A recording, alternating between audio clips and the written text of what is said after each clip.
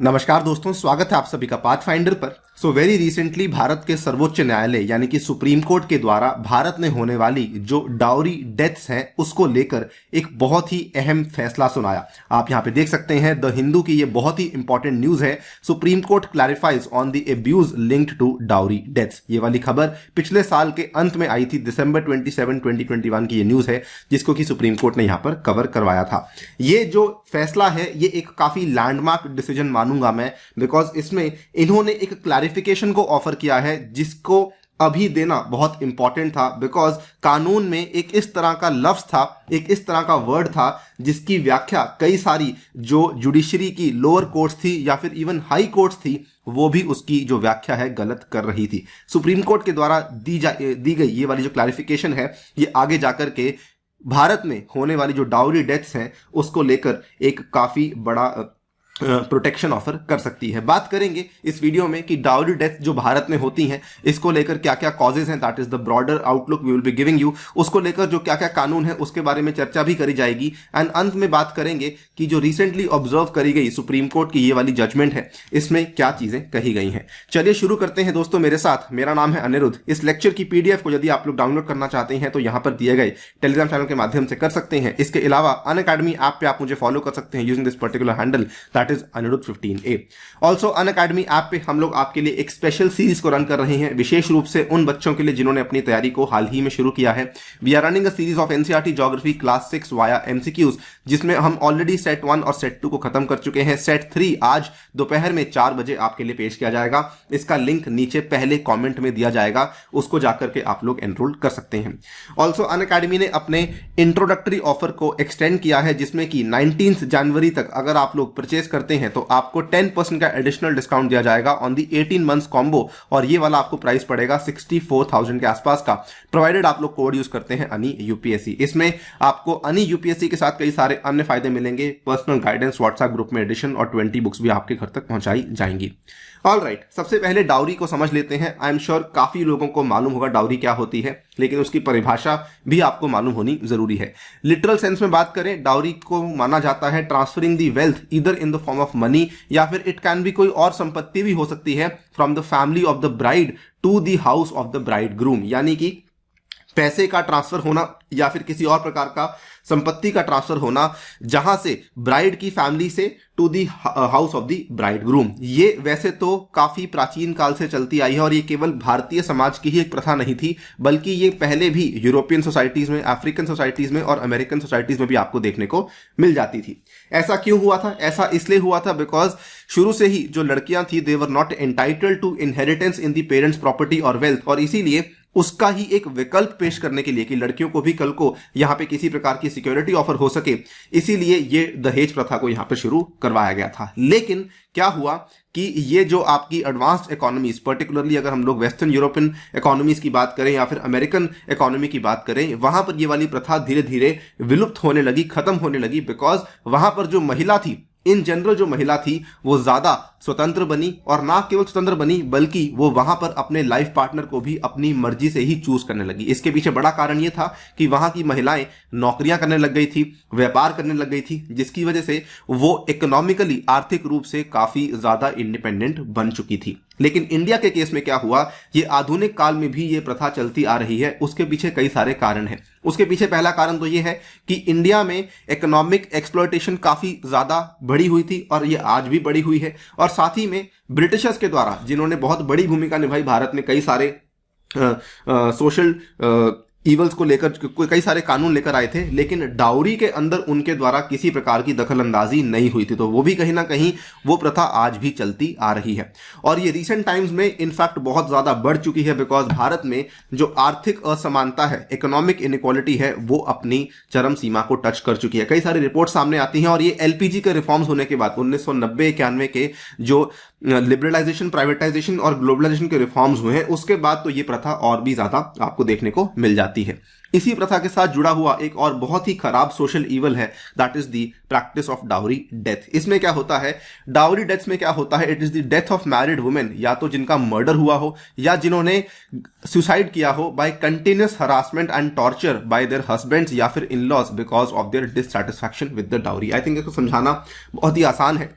इसमें क्या होता है कि जो महिला है उसके ऊपर दबाव बनाया जाता है या उसको किसी प्रकार से हरास किया जाता है कंटिन्यूसली, या फिर उसको टॉर्चर किया जाता है उसके हस्बैंड के द्वारा, उसके पति के द्वारा, या फिर उसके इन लॉज के द्वारा। उस केस में या तो कभी कभार उसका मर्डर हो जाता है या कभी कभार उसको मजबूरन यहाँ पे आत्महत्या करनी पड़ती है, बिकॉज जो हस्बैंड और इन लॉज हैं वो डाउरी से संतुष्ट नहीं है, यानी कि जितना दहेज उनको मिला है उससे वो संतुष्ट नहीं है। इस चीज को कहा जाता है डाउरी डेथ्स। और ये जो डाउरी डेथ्स है ये तभी अकर करती हैं when the young women, because वो इतना हरासमेंट और टॉर्चर नहीं बेयर कर पा रही, वो आगे जाकर के सुसाइड कर लेती हैं। Sometimes the women is also being killed by being set on fire bye her husband और इन लॉज, और उसको आगे जाके सुसाइड या फिर एक्सीडेंट का रूप दिया जाता है। इस तरह की चीजें हो सकता है कि आपने सुनी ना हो, लेकिन बिलीव मी, और ये काफी अनफॉर्चुनेट बात है कि भारत में इस तरह के इंसिडेंट्स और इवेंट्स काफी ज्यादा आपको देखने को मिलते हैं। आंकड़े आपके सामने हैं, आपको सुन के काफी हैरानी होगी।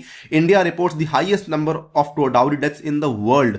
सन 2020 में, जब हम मानते हैं कि भारत बहुत आगे बढ़ चुका है, दुनिया बहुत आगे बढ़ चुकी है, भारत में 6966 ऐसी डेथ्स आपको देखने को मिली थी, और ये वो डेथ्स हैं जिनको कि रिपोर्ट किया गया था। तो आई एम श्योर कि कुछ ऐसी डेथ्स होंगी जिनको रिपोर्ट नहीं किया होगा, तो आंकड़ा इससे भी ज्यादा होने वाला है। एनसीआर भी, जो कि भारत में इस तरह के डेटा को रिलीज करती है, नेशनल क्राइम रिकॉर्ड्स ब्यूरो, उन्होंने बताया है कि डाउरी से जुड़ी हुई जो मैटर्स हैं they accounted for lives of 19 women every day in 2020, यानी कि रोजाना लगभग 19 महिलाओं ने अपनी जान जो है वो इस दहेज प्रथा की, खराब प्रथा के को दी है। Number of dowry deaths in fact जो है मोर और लेस सेम रही हैं। अगर आप देखें 2018 का भी आंकड़ा बहुत खराब है, 7167 महिलाओं ने अपनी जान को खोया, और 2019 में भी ये आंकड़ा सामने आया था जब 7141 महिलाओं ने अपनी जान को खोया था। सो ये आंकड़ा लगभग 7200 के आसपास रहता है, जो कि अपने आप में बहुत ही अनफॉर्चुनेट बात है। आप यहाँ पे देख सकते हैं पूरा का पूरा डेटा आपके सामने है, और ये सोर्स जो है एनसीआरबी के ही द्वारा पेश किया गया है। As you can see over here 2009 में ये डेटा लगभग 83 यानी कि 8,500 के आसपास था, एंड वी इवन टच्ड 8618, उसके बाद लगभग यहीं के आसपास घूम रहा था। अब थोड़ा डाउन आया, लेकिन आज की डेट में ये डेटा लगभग 7,000 के आसपास घूम रहा है, जो कि again as I told, repeating myself, कि ये काफी खराब बात है। भारत के लिए इस तरह के सोशल इवल्स का आज भी प्रेवलेंट होना does not look very very good. अब बात करें इसके कारण क्या हैं, इसके कॉजेज क्या हैं। तो कॉजेज वैसे तो अनेकों हैं, मैंने यहां पर केवल 4 चीजों की बात करी है। ब्रीफली बात करूंगा। Early marriages, lack of literacy and awareness, social stigma with the unmarried girl and the divorce women, increase in the income disparity post the LPG reforms. मैंने यहां पे नोट भी दिया है, प्लीज ध्यान से देख लीजिएगा कि ये वाली जो लिस्ट है एग्जॉस्टिव नहीं हो सकता है, कुछ और कई सारे कारण हो जिनको मैं कवर नहीं कर पाया हूं। आप उन कारणों का जो विवेचना है वो नीचे जाके कमेंट सेक्शन में कर सकते हैं। अर्ली मैरिजेस की बात करें तो भारत में approximately 40% of the women they are married before the legal age of 18। अब यहां प्रॉब्लम क्या होती है कि अर्ली मैरिजेस का डाउरी डेथ के साथ क्या रिलेशन है। जब किसी महिला का जो विवाह है वो 18 साल से पहले हो जाता है, आजकल लीगल एज ऑफ मैरिज को लेकर भी विवाद चल रहा है, उसको लेकर बात नहीं करूंगा मैं, लेकिन आपको जान के हैरानी होगी कि आज भी 40% of women in India are married before the legal age of 18, और इसमें they have little or no role in the market economy, और वो कंप्लीटली निर्भर करती हैं या तो अपने पति के ऊपर या फिर अपने इन लॉज के ऊपर, यानी कि वो आर्थिक रूप से स्वतंत्र नहीं है। सो अर्ली मैरिज के चलते, क्योंकि वो आर्थिक रूप से स्वतंत्र नहीं है, तो कल को वो इस डर में रहती हैं कि मैं इस मैरिज से निकल नहीं सकती हूं। क्योंकि वो मैरिज से निकल नहीं सकती, बिकॉज अगर वो मान लीजिए मैरिज से निकलती है तो उसके बाद उसकी जो फैमिली है वो भी उसको एक्सेप्ट नहीं करती है, तो उसके पास कोई और चारा अवेलेबल नहीं होगा, क्योंकि उनके पास कोई एम्प्लॉयबिलिटी अवेलेबल नहीं है, उनके पास कोई और इनहेरिटेंस अवेलेबल नहीं है अपनी पेरेंट्स की प्रॉपर्टी में, तो वो अपनी इन लॉज की डिमांड को एक्सेप्ट करना ही पड़ता है एज देयर डेस्टिनी, और वो अपनी जो आवाज है उसको भी उठाने से इनकार कर देती है, बिकॉज वो उसको एक तरीके से अपनी किस्मत मान लेती हैं। और ये प्रॉब्लम होती है कि इसके चलते आगे जाकर वही जो बच्ची है, उसको तो महिला कहना भी गलत होगा, वही जो लड़की है वो आगे जाकर आत्महत्या कर लेती है। ये वाली खबर आप देख सकते हैं टाइम्स ऑफ इंडिया की, suicidal tendency in girls due too early marriage. This is something very very important connection जो कि आपको देखना होगा, और ये खबर जस्ट हाल ही में सामने आई, अक्टूबर 12 2021 की ये खबर है। सो यस, अर्ली मैरिजेस, जल्दी विवाह करना भी एक कारण बनता है डाउरी डेथ्स को लेकर। इसी के साथ बात करूंगा इस पर्टिकुलर टॉपिक का, जो सोशल स्टिग्मा जुड़ा हुआ है भारतीय समाज में with the unmarried girl and the divorce women. तो कई सारी महिलाएं इस तरह की होती हैं जो कि अपने इन लॉज की और अपने हस्बैंड्स की जो डिमांड्स हैं उनको पूरा करती रहती हैं, बिकॉज उनको मालूम है कि कल को अगर उनका डाइवोर्स हो गया तो कल को उनको समाज में उस हिसाब से स्टेटस नहीं दिया जाएगा। तो कई सारी भारत में आपको मालूम होगा daughters are inevitably regarded as an unwelcome burden, compounding the already oppressed position of women in the Indian society। तो उनके ऊपर और बड़ा बोझ आ जाता है। और having an unmarried girl in the family ये माना जाता है एक social taboo in the Indian society. इसीलिए पेरेंट्स जो है वो अपनी डॉटर्स को जल्दी से जल्दी मैरी करना चाहते हैं at any cost possible.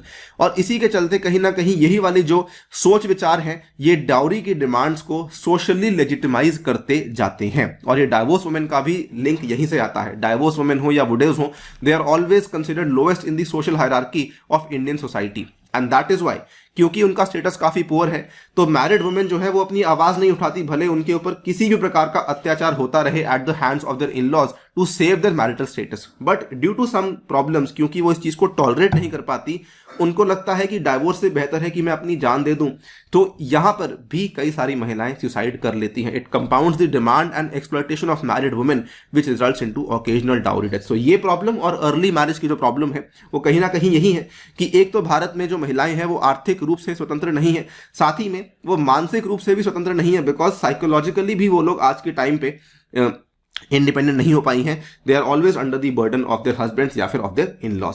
Second problem literacy और अवेयरनेस का तो आपको दिक्कत मालूम ही होगी कि भारत में जो महिलाएं हैं उनका जो लिटरेसी का लेवल है काफी कम है। इनफैक्ट लिटरेसी गैप भारत में काफी ज्यादा है। इन सम रूरल एरियाज जो इलिटरेसी अमंग वुमेन है वो अप्रॉक्सीमेटली 63% के आंकड़े को टच कर जाती है। As a result they are isolated and often in no position to assert themselves in case of early exploitation by the in laws. तो ये भी प्रॉब्लम उसी के साथ जुड़ी हुई है और ये प्रॉब्लम आपको वेस्टर्न इकोनॉमीज में देखने को कम मिलती है, इसीलिए वहां पर डाउरी की प्रथा ही कम चलती है और रिजल्टेंटली डाउरी डेथ्स की प्रॉब्लम इतनी ज्यादा आपको देखने को नहीं मिलती है।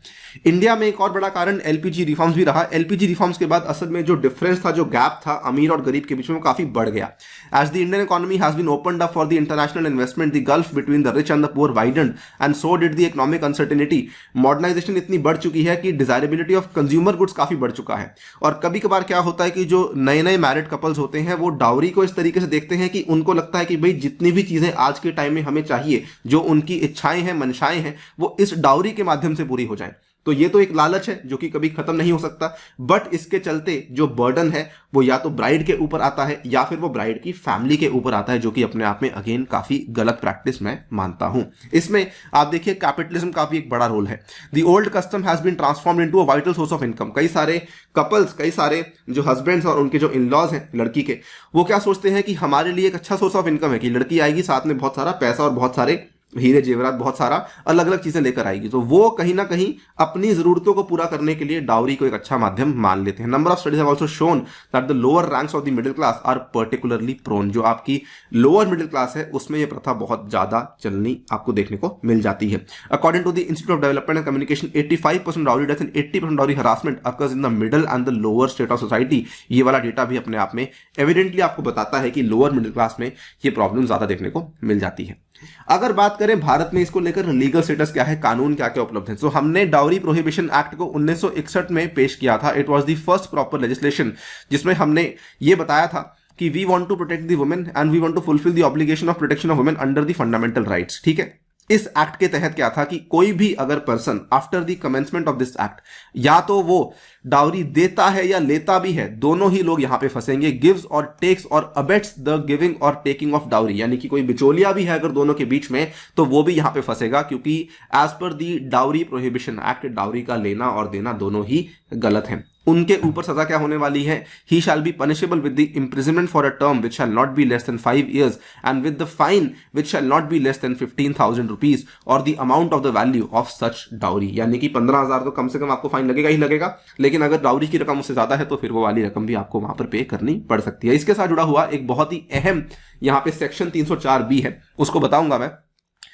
1986 में एक संशोधन लाया गया था, propose the fresh offence of dowry death under IPC named dowry death. अभी तक डाउरी डेथ को लेकर जो है कोई स्पेशल प्रोविजन अवेलेबल नहीं था, लेकिन 1986 के अमेंडमेंट में एक चीज को डाला गया, 30B क्लॉज 2 ऑफ आईपीसी। इन्होंने कहा whoever commits dowry death shall be punished with imprisonment for a term which shall not be less than 7 years but which may extend to imprisonment for life. यानी कि कम से कम 7 साल की सजा होगी और हो सकता है कि आपको पूरा जो है लाइफ इंप्रिजमेंट भी देखने को मिल सकती है। साथ ही में कहा गया ऑफेंस बहुत स्ट्रिक्ट बनाया गया, कॉग्निजेबल है यानी कि इसमें बिना वारंट के अरेस्ट हो सकता है, नॉन बेलेबल है यानी कि इसमें आपको बेल नहीं मिलेगी, नॉन कंपाउंडेबल है यानी कि कहने का मतलब इसमें आप लोग नेगोशिएशन भी नहीं कर सकते हैं, और it will be tribal by court of session यानी कि आपका जो केस है वो सीधा सीधा सेशन कोर्ट के अंदर, क्रिमिनल कोर्ट के अंदर उसको ट्राई करवाया जाएगा। इसके जो इंपॉर्टेंट प्रोविजंस थे इसी को लेकर रिसेंट सुप्रीम कोर्ट की जजमेंट आई है जो कि बताने वाला हूं। सेक्शन 304 भी वेरी वेरी इंपॉर्टेंट दोस्तों, सीधा सीधा सवाल आने के बहुत चांसेस बनते हैं। आईपीसी का ये सेक्शन है, इसमें बताया गया है death of women should be induced by burns or bodily injury or otherwise than under ordinary circumstances. Death जो है वो शादी के 7 साल के अंदर अंदर होनी चाहिए, उस केस में डाउरी डेथ उसको माना जाएगा। Women should have been exposed, must have been exposed to cruelty or harassment by her husband or relatives of her husband. Relatives में आपके इन लॉज भी माने जाते हैं, तो यहां पर क्रुएल्टी होनी चाहिए या हरासमेंट होनी चाहिए, उस केस में आपके ऊपर 304 भी लगाया जाएगा। सच cruelty or harassment should be for और in connection with demand of a dowry, यानी कि अगर वो डाउरी की डिमांड को लेकर हुई है उस केस में जी हां हम लोग मानते हैं कि आपके ऊपर सेक्शन 304 भी लगा। अगर वो किसी और चीज को लेकर हुई है तो कानून वहां पर भी है लेकिन वहां पर 304 भी नहीं लगा जाएगा, ठीक है। एंड सबसे फाइनल जो यहां पे चीज आती है जिसको लेकर सुप्रीम कोर्ट ने क्लैरिफिकेशन ऑफर करी है, such cruelty or harassment should have been subjected soon before her death. For example आपके सामने उदाहरण पेश कर रहा हूं, जैसे मान लीजिए आज की तारीख 13 जनवरी की तारीख है, तो भाई 13 जनवरी को मान लीजिए किसी महिला की डाउरी डेथ हुई है, कोई बहुत अनफॉर्चुनेट इंसिडेंट हुआ है।